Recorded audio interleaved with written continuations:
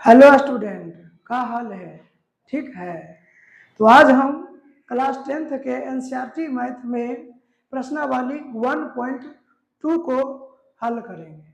इसमें हम प्रश्न संख्या 1 से लेकर के 4 तक प्रश्नों को हल करेंगे। बारी बारी से सभी प्रश्नों को हल करेंगे। तो क्लास को स्टार्ट करते हैं। इसमें हमको क्या सीखना है? भाज्य संख्याओं के अभाज्य गुणनखंड के गुणनफल के रूप में। तो सबसे पहले इसमें क्या होता है? अभाज्य संख्या क्या होता है? तो अभाज्य संख्या होता है हमारा जो कोई अन्य संख्या से ना कट सके या फिर जिसका गुणनखंड सिर्फ 2 हो।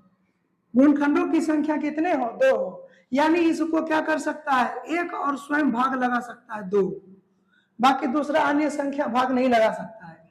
उसी तरह से 3, 5, 7, 11, 13, 17 ये सब अभाज्य संख्या है। इन्हें अभाज्य संख्या से इनको अभाज्य गुणनखंड के रूप में लिखना है। तो सबसे पहले कुछ अभाज्य संख्या का क्या करते हैं? विभाजकता नियम देख लेते हैं। 1 से लेकर 3, 5 तक का है ना। 2, 3, 5 तक का क्या करते हैं? तो सबसे पहले क्या करते हैं? 2, 3, 5 इसके विभाजकता का नियम देख लेते हैं। तो 2 से विभाजकता का नियम क्या होता है? इसके विभाजकता का नियम की इकाई अंक में क्या क्या होना चाहिए? इकाई अंक में 0 होना चाहिए। 2, 3 नहीं, 0, 2, 4, 6, 8 ये सब संख्या यदि इकाई अंक में रहता है तो वह 2 से पूरा पूरा भाग लग जाता है। उसके बाद 3 से देखते हैं। तो 3 में क्या कहता है विभाजकता का नियम? तो इसमें होता है कि जितने भी अंक होता है ना, जैसे मान लीजिए ये अंक है 5 है, 1 है, 6 है, इसको जोड़ करके चेक करना होता है कि 3 से भाग लगता है कि नहीं। तो क्या होता है? 1 + 5 + 6 12 हो जाता है। तो 12 क्या होता है? 3 के पहाड़े में आता है। इसका मतलब ये जो है ना, ये संख्या हमारा 3 से भाग लग जाएगा, जबकि ये संख्या 3 से भाग नहीं लगता। जोड़ने पर 5 होता है। 3 का पहाड़े में 5 नहीं आता है। तो यहाँ पर क्या लिखेंगे? अंकों के योग में 3 से भाग लगना, 3 से भाग लगना। ठीक है। तो 3 से विभाजकता का नियम होता है कि अंकों के योग में, जो भी अंक को हम विभाजकता कर रहे हैं उसमें अंकों का योग करके 3 से भाग लग जाना चाहिए। यदि लग जाता है तो 3 से विभाजकता हो जाएगा, है ना। 5 से विभाजकता का नियम क्या होता है? इकाई अंक में क्या हो? इकाई अंक में 0 और 5 हो। इकाई अंक में 0 और 5 होगा तो वह क्या होगा? 5 से विभाजकता होगा। जैसे भी हम 1 नंबर को हल करते हैं तो 1 नंबर में हमारा 140 है।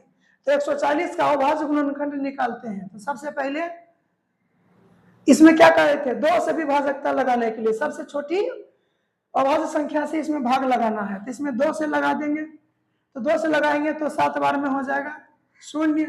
फिर 2 से लगाएंगे, यहाँ पर क्या हो जाएगा? 70 का आधा, मतलब 2 से भाग लगाने का मतलब संख्या को आधा कर देना, यानी 35 हो जाएगा।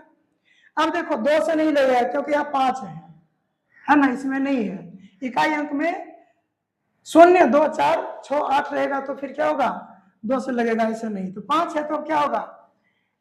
5 से लगा देते हैं क्योंकि 3 से भी नहीं लगेगा। 5 से लगा देने पर क्या हो जाएगा? 5 7 35। तो इसमें हमारा क्या हो जाएगा? 140 के अभाज्य गुणनखंड के गुणनफल क्या हो जाएगा? 2 × 2 × 5 × 7। ठीक है। 2 नंबर को हल करेंगे तो क्या हो जाएगा? 156 है हमारा। ठीक है। तो 156 को जब हम हल करेंगे तो इसमें क्या हो जाएगा? 2 से लगेगा। 2 से लगेगा तो कितना हो जाएगा? 2 7 14 हो जाएगा। 1 उधर जाएगा तो 16 हो जाएगा। 2 8 16। फिर अभी यह 2 से ही लगेगा। जब 2 से लगा देंगे तो यह कितना हो जाएगा? 2 2 3 6 हो जाएगा 3 बार में। तो 6 है, 1 उधर जाएगा 18 हो जाएगा। तो 2 9 18। फिर 2 से लगा देंगे, 2 से लगा देंगे तो यह नहीं लगेगा, है ना। तो 2 से नहीं लगेगा तो कितना से, 3 से लगाना है। तो 3 से लगाने के लिए लग जाएगा, तो 3 एक बार में और 9 3 बार में, 13 बार में। 13 जो है एक खुद अभाज्य संख्या है, इसीलिए हम क्या करेंगे, अब आगे नहीं बढ़ेंगे, बढ़ भी सकते हैं। 13 लिख करके एक यहाँ लिख देना है, ठीक है। तो हमको अभाज्य गुणनखंड का लिखने के लिए 156 का अभाज्य गुणनखंड हो जाएगा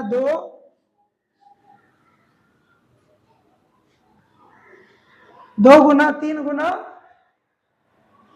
13। तो हम अगला प्रश्न को देखेंगे, 3 नंबर को हल करते हैं। तो 3 8 2 5 3825 है। तो यहां पर हल करेंगे, कितना से लगेगा, तो इसमें 2 से नहीं लगेगा, ठीक है। विभाजकता नियम हमेशा याद रखना है। 3 से लगाएंगे तो क्या हो जाएगा, 3 से लगाएंगे तो जब 3 से हम लगाएंगे तो चेक करना पड़ेगा अंकों के योगफल। तो यहाँ पर अंकों के योगफल में क्या हो जाएगा, यहाँ हो जाएगा 8 3 11 और 2 13 5 18। 3 से लग रहा है इसमें, 3 से एक बारी में, और यह हो जाएगा 27 3 81, एक जाएगा 5 बार में 15, ठीक है। फिर इसमें देखो तो 3 से लग जा रहा है, जोड़कर चेक कर सकते हो। 3 चौका 12, उसके बाद 25 3 75, ठीक है।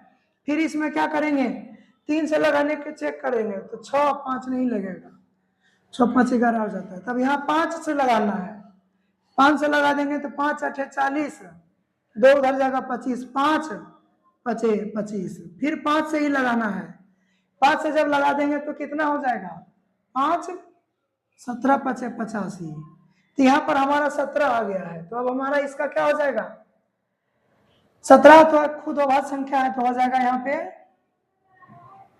इसका अभाज्य गुणनखंड करना है। तो 3 2 बार है, 5 भी 2 बार है, और उसके बाद एक बार 17 है, ठीक है। 4 नंबर प्रश्नों को हल करेंगे। तो इसमें है 5005। तो 5005 को जब हल करेंगे तो कितना हो जाएगा, 5005 को जब हल करेंगे तो वह फिर हमारा क्या आ जाएगा, 3 से भी नहीं 2 से भी नहीं 5 से लगेगा। तो 5 से लगाएंगे तो 1005 1001 हो जाएगा, ठीक है, 1001 हो जाएगा। अब इसमें क्या करना है, अब इसमें हमको 5 से नहीं लगेगा तो 7 से लगाएंगे, तो 7 से लगेगा, 7 से इसमें लग जाएगा, ठीक है। तो भाग लगा करके चेक कर लेना है। तो इसमें 7 से लग रहा है, तो 7 एकम 7, इसमें से 7 एकम 7 कितना जाएगा उधर, 30 हो जाएगा। तो 7 चौके 28, फिर 2 जाएगा 21, तो 7 तिया 21, 143 हो गया है, ठीक है। 143 हो गया, तो यह 11 से लग जाएगा। तो 11 से लगा देंगे तो इसमें कितना हो जाएगा, 11 एकम 11, तो इसमें 3 उधर जाएगा तो कितना हो जाएगा, 33, 11 तिया 33, यानी हमारा अभाज्य संख्या 13 प्राप्त हुआ नीचे लास्ट में। तो अब हमको क्या करना है,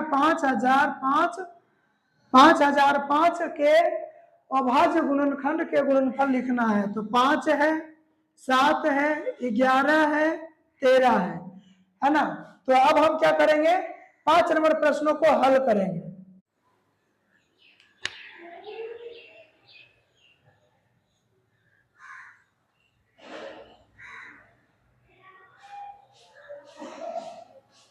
देखते हैं 5 नंबर। 5 नंबर में है 7429। तो इसमें हम सवाल को जब हल करेंगे तो सबसे पहले इसका हल करेंगे। तो जब हल करेंगे तो इसमें कितना से करेंगे, 2 से नहीं लगेगा, 5 से भी नहीं लगेगा, तो जाकर अब इसमें कितना से हल करना है, 7 से। तो 7 से इतना कट गया, ये भी नहीं होगा, तो भाग लगा के आप और अन्य संख्या से चेक कर सकते हैं। तो ये 7 से नहीं लगा, 11 13 से भी नहीं लगेगा, ये 17 से लगेगा, ठीक है। तो 17 से जब लगाएंगे तो 17 चौके 68 हो जाएगा, तो 4 बार में लगा देंगे। इसको घटाने पर कितना बच जाता है, तो इसको घटाने पर बचेगा 14 में से 6 जाएगा, 8 जाएगा तो 6 बच जाएगा, और यहाँ पर 2, तो 17 तिया 51 हो जाएगा। और फिर इसको घटा देंगे तो यहाँ पर 1 1 और 9, तो 17 17 119 हो जाता है। तो फिर अब इसमें कितना से लगाना है? 17 से अब नहीं लगेगा इसमें, ठीक है, भाग लगा के आप चेक कर सकते हो। तो 19 से अभी लगेगा, तो 19 से कितना बार में लगेगा? 19 से कम 19, 19 दूना 38, तो 38 इसमें जब घटाएंगे 19 दूना 38, तो यहाँ पर कितना हो जाएगा? 13 में से 8 घटाएंगे तो 5 हो जाएगा।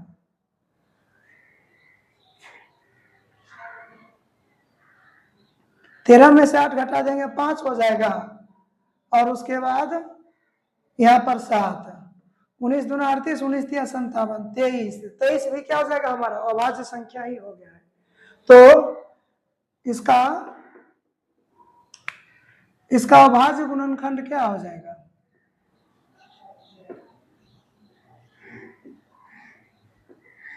सात 7,429 का अभाज्य गुणनखंड हो जाएगा 17 गुना 19 गुना 23, इस तरह से। अब हम अगला प्रश्न 2 को हल करेंगे। 2 में क्या है? पूर्णांकों के निम्नलिखित युग्मों के एचसीएफ और एलसीएम ज्ञात कीजिए।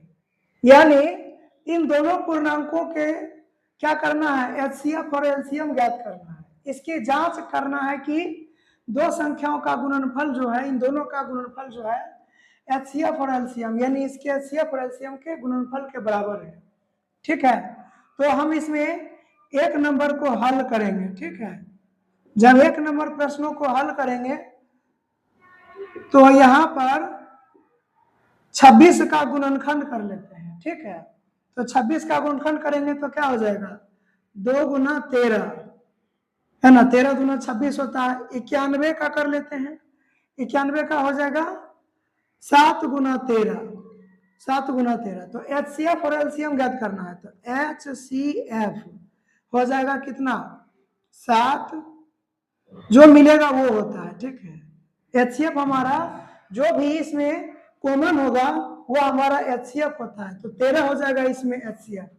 उसके बाद अब हमारा क्या हो जाएगा? एलसीएम। जो कॉमन हुआ उसे एक बार लिखो, और जो बच रहा है इसमें 2 और 7 उसे एक बार लिख दो। तो इसको गुना कर देने पर कितना हो जाएगा?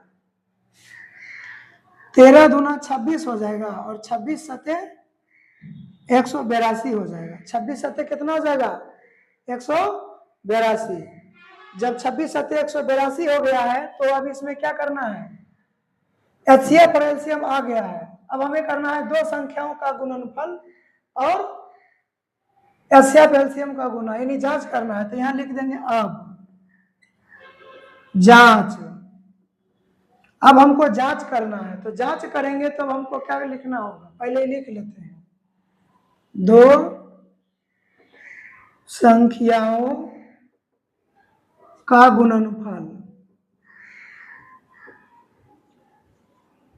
दो संख्याओं का गुणनफल बराबर एचसीएफ गुना एलसीएम, एचसीएफ गुना एलसीएम, ठीक है।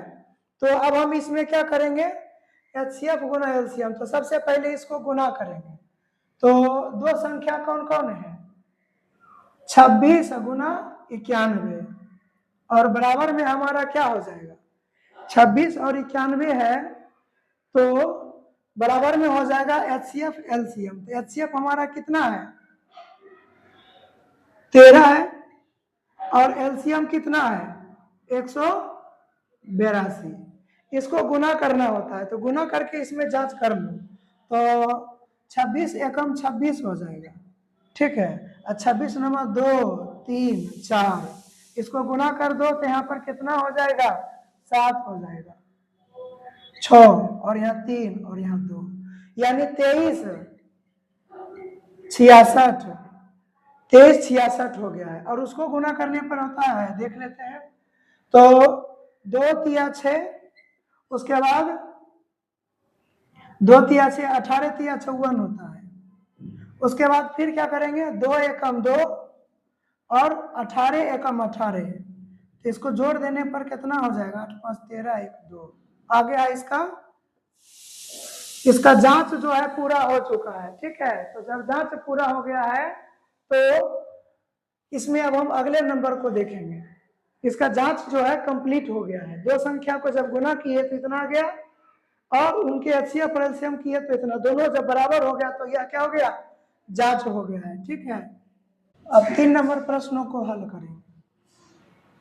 336 और 54, तो 336 का गुणनखंड करेंगे तो कितना हो जाएगा, 336 का अभाज्य गुणनखंड यहाँ पर लिखना है। तो 336 का अभाज्य गुणनखंड क्या होता है, तो यहाँ पर 2 से लगा देंगे, तो 2 से लगाएंगे तो 16 बार में 32 हो जाएगा, और 8 बार में फिर 2 से लगा देंगे तो 8, और 2 चौके 8, 2 से लगा देंगे तो 2 चौके और 2 2 दूना, फिर 2 से लगा देंगे तो 2 1, फिर 3 से लगा देंगे तो 7 बार में, तो इसका हो जाएगा 2 4 बार है, 1 2 3 4, उसके बाद 3 है और 7 है। फिर 54 का अब हमको क्या करना है, अभाज्य गुणनखंड निकालना है। तो 54 होता है 27 दूना 54, तो 27 को लिखते हैं 3 गुना 3 गुना 3। तो हमारा एचसीएफ जो होगा, इसमें हमको एचसीएफ ज्ञात करना होता है। क्या ज्ञात करना होता है, एचसीएफ। तो एचसीएफ जब ज्ञात करेंगे तो जो मिलेगा कॉमन होगा वो लिखेंगे, और उसके बाद जो भी कॉमन होगा उसको लिखना है, और उसके बाद एक 3 को लिख लेना है, ठीक है। तो यहाँ पर एचसीएफ हमारा हो गया 6, और एलसीएम जो हमारा होगा, जो कॉमन हुआ वह लेना है, यानी 6 लेना है, 2 गुना 3, और उसके बाद क्या करना है, उसके बाद जो इसमें बच रहा है वह लिख दो। 2 बच रहा है इसमें, 1 2 3 बार हुआ, फिर 7 बचा इसमें, फिर उसके बाद क्या है 3 गुना 3 बचा। तो इसको जब गुना कर देंगे तब हमारा कितना हो जाएगा, इसको जब गुना करेंगे तो 3024 हो जाएगा। एलसीएम हमारा हो जाएगा 3024, गुना आप कर सकते हैं। उसके बाद हमको जांच करना होता है, तो लिखेंगे जांच। अब जांच करना है, तो जांच में क्या लिखेंगे, दो संख्याओं का गुणनफल बराबर एचसीएफ गुना एलसीएम। तो 2 संख्या इसमें कौन है, 336 है, और गुना में हमारा क्या है 54 है, और इक्वल में एचसीएफ कितना है 6, और गुना एलसीएम में कितना है, एलसीएम में है, तो गुना करने पर हमारा क्या हो जाएगा 26 24 छक 144 हो जाएगा, और 3 छक 18 हो जाएगा। इसको भी गुना करेंगे तो इतना ही होगा, 18 144, ठीक है। अब अगले प्रश्न को देखेंगे।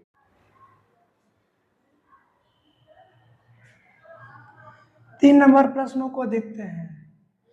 3 में क्या कहता है, अभाज्य गुणनखंड विधि द्वारा निम्नलिखित पूर्णांकों के एचसीएफ और एलसीएम ज्ञात करना। यानी ये जो संख्या है ना, इनका एचसीएफ और एलसीएम निकालना है अभाज्य गुणनखंड करके। तो जब हम 1 नंबर का हल करेंगे तो यहाँ पर 12 15 और 21 लिखना होगा। तो एक बार हमको यहाँ पर 12 का अभाज्य गुणनखंड, एक बार 15 का, और एक बार 21 का हमको अभाज्य गुणनखंड दिखाना होगा। तो 12 का हो जाता है 2 गुना 3, और 15 का क्या हो जाता है 3 गुना 5, 3 गुना 5 हो जाता है, और 21 का इसमें क्या हो जाएगा 3 गुना 7, ठीक है। तो इसमें हमको एचसीएफ जब ज्ञात करना होता है तो एचसीएफ के लिए हमको क्या करना होगा, एचसीएफ के लिए हमें जो कॉमन होता है उसे लिखना होता है। तो एक बार 3 हमको लिखना है, और भी कोई कॉमन नहीं हो रहा है, ठीक है। तो इस 3 कॉमन हो रहा है, तो इसका एचसीएफ हमारा 3 हो जाएगा, और एलसीएम देखना है। तो एलसीएम जो होगा, जो कॉमन हुआ उसे एक बार लिखो, जो कॉमन हुआ उसे एक बार लिख लो, और जो बच रहा है इसमें उसे भी लिख लो, ठीक है। 2 फिर यहाँ पर क्या हो जाएगा 5 और 7, 5 और 7। तो यहाँ पर क्या हो जाएगा गुना कर देते हैं, तो गुना करेंगे तो 5 दूना 10 हो जाएगा, 3 दूना 6 7 42 हो जाता है, तो 420 इसका एलसीएम हो गया है।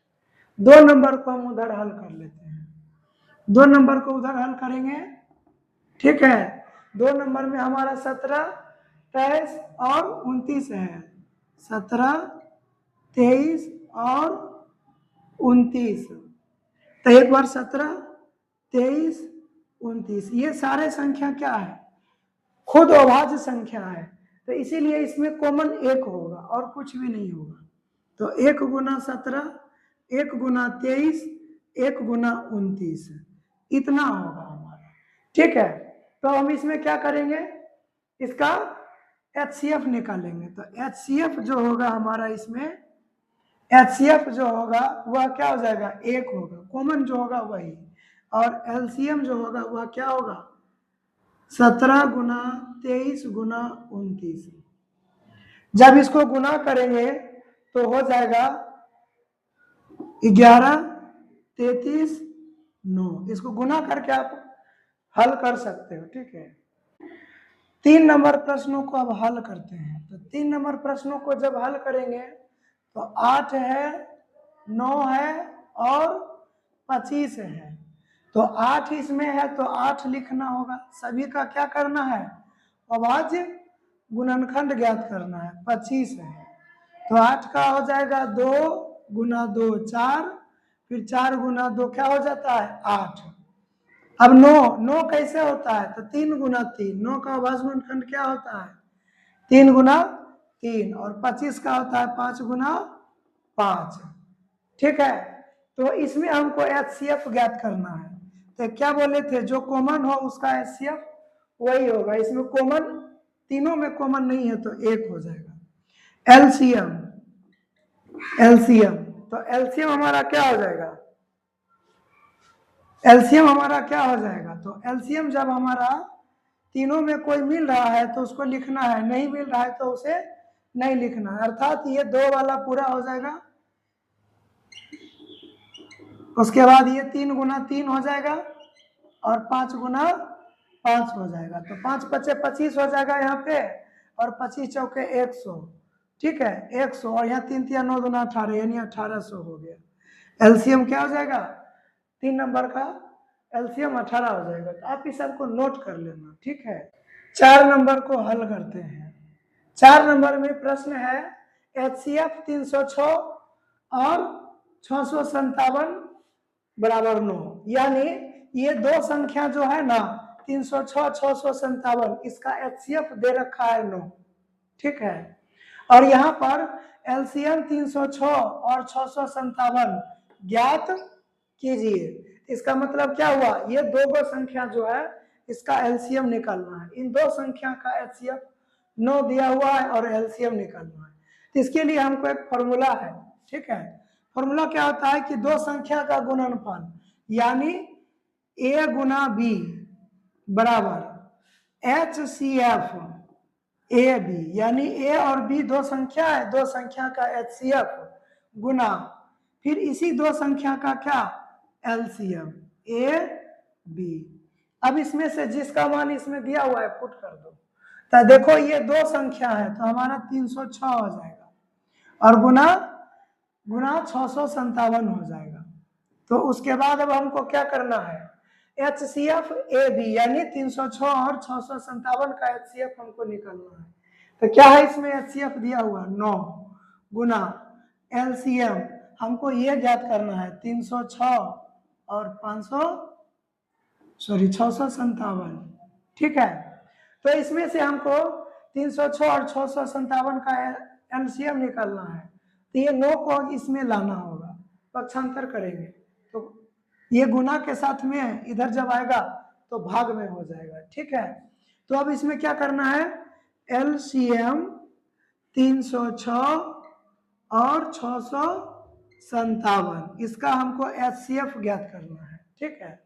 HCF ज्ञात करेंगे तो क्या हो जाएगा, इसमें 306 हो जाएगा और गुना 657, और उसके बाद ये 9 गुना में है तो इधर जब आएगा तो भाग में होगा, तो यानी बटे 9। अब इसको 9 से भाग लगाएंगे, दोनों कटेगा, 6 3 9। विभाजकता नियम 9 का होता है कि जोड़ करके भाग लगा दो, यदि लग जाता है जोड़ने पर भाग तो पूरी संख्या से भाग लग जाएगा, तो ये लग जाएगा 6 5 11 7 18, ये भी लगा जाएगा, तो हम इसी को काट देते हैं। 9 7 63 और 9 9 3 27 कट गया। अब इसको गुना करेंगे, ठीक है, तो 3 6 3 18 हो जाएगा, एक जीरो के लिए एक आ जाएगा इसमें, 3 3 9 हो जाएगा, फिर 6 7 42 यहाँ पे होगा, और जीरो के लिए 4 हो गया तो 7 3 21 हो जाएगा। गुना करने पर 8 3 3 2 2, जोड़ देने पर इतना हो जाएगा, तो यहाँ पर हो जाएगा 2 2 3 3 8। तो हमारा यह चैप्टर 4 तक खत्म हो चुका है। अब अगले वीडियो में आगे बढ़ेंगे, ठीक है।